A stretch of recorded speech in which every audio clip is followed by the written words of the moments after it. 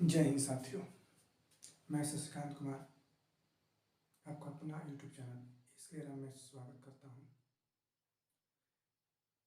Class 10 के Bihar board का exam जो है बहुत ही करीब आ चुका है। अगर टोटल समय देखा जाए तो हम लोग के पास 90 दिन का समय है, जिसमें से अगर जनवरी को निकाल देते हैं तो हम लोग के पास टोटल 60 दिन का समय बचता है। इन 60 दिनों में हम लोग को टोटल 5 विषय पढ़ना है, जो कि मुझे लगता है असंभव है।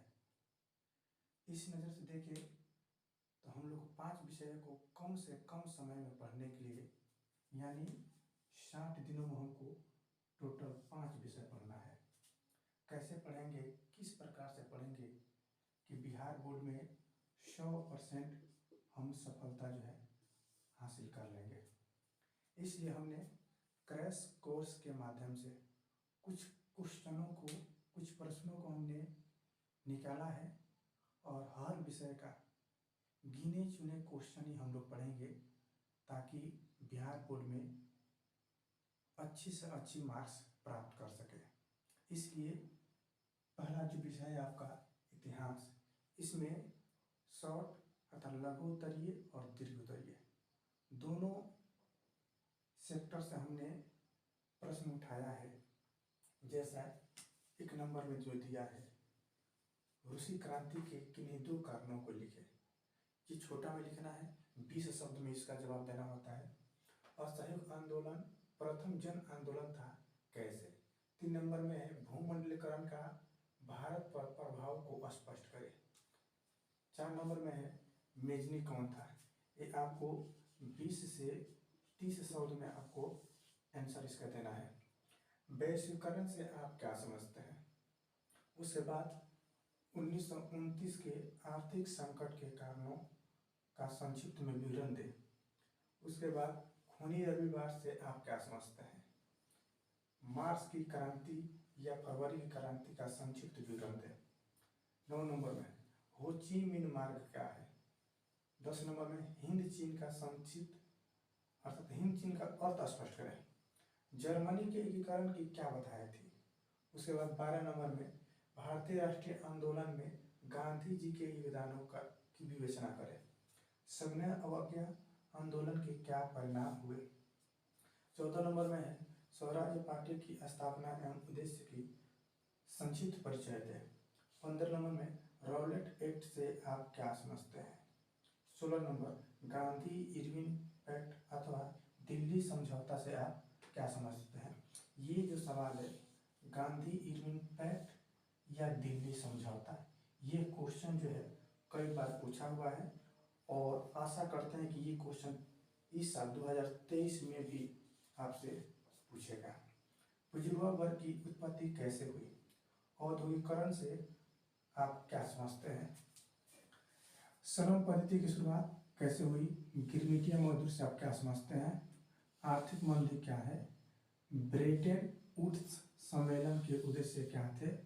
गुटेनबर्ग ने मुद्रण यंत्र का विकास कैसे किया। छपखाना यूरोप में कैसे पहुंचा। पांडुलिपि क्या है। इसके बाद आइए, राष्ट्रीय आंदोलन को भारतीय प्रेस ने कैसे प्रभावित किया। नई आर्थिक नीति, लेनिन की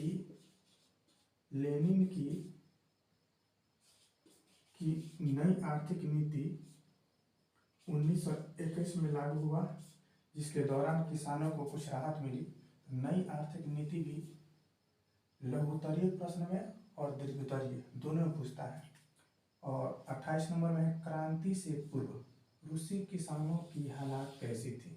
ये आपका जो है सबसे मेन पॉइंट है। कई बार 2 नंबर में हमेशा ये सवाल पूछते रहता है कि क्रांति से पहले जो रूस के किसान थे, उनकी हालात, उनकी स्थिति किस प्रकार से थी। 30 नंबर में है 1848 के फ्रांसीसी क्रांति।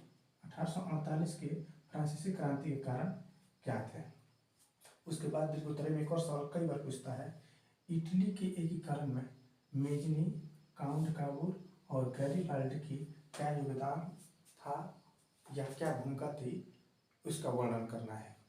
इस नज़र से अगर पूरी देखा जाए पूरे क्वेश्चन में तो कुछ ऐसे क्वेश्चन है जो कि बिहार बोर्ड में बहुत ही जरूरी है। जैसे रूसी क्रांति के किन्हीं दो कारणों को लिखना है, ये सवाल। और हमेशा दीर्घोत्तरीय में पूछता है, एक भारत में राष्ट्रवाद है, भारत में राष्ट्रवाद से एक सवाल पूछता है, असहयोग आंदोलन प्रथम जन आंदोलन था, ये सवाल आपका सबसे जरूरी है।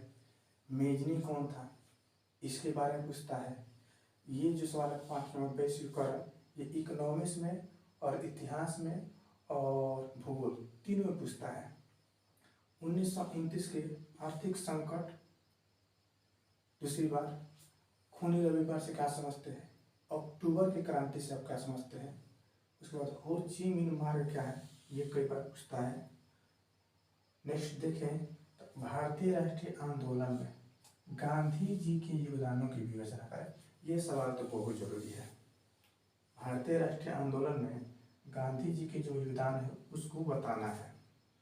उसके बाद सविनय अवज्ञा आंदोलन, कहने का मतलब कि भारत में राष्ट्रवाद जो चैप्टर है इतिहास में, आप किसी भी साल एग्जाम दे उसमें से 1-2 सवाल आपको आना ही है, ऐसा नहीं कि नहीं है, आता ही है उसमें से ये सवाल है। भारतीय राष्ट्रीय आंदोलन में गांधी जी का योगदान है, सविनय अवज्ञा आंदोलन है, उसके बाद असहयोग आंदोलन प्रथम जन आंदोलन था कैसे, इसको स्पष्ट करना है। 2 नंबर में हमेशा पूछता है रॉलेट एक्ट और गांधी इरविन समझौता या दिल्ली समझौता। उसके बाद आइए गिरमिटिया मजदूर, श्रम पद्धति, आर्थिक मंदी। तो इन क्वेश्चनों को देखते हैं तो बहुत से ऐसे क्वेश्चन हैं जो कई बार हर साल आप एग्जाम दीजिए और हमेशा इसमें से पूछता है।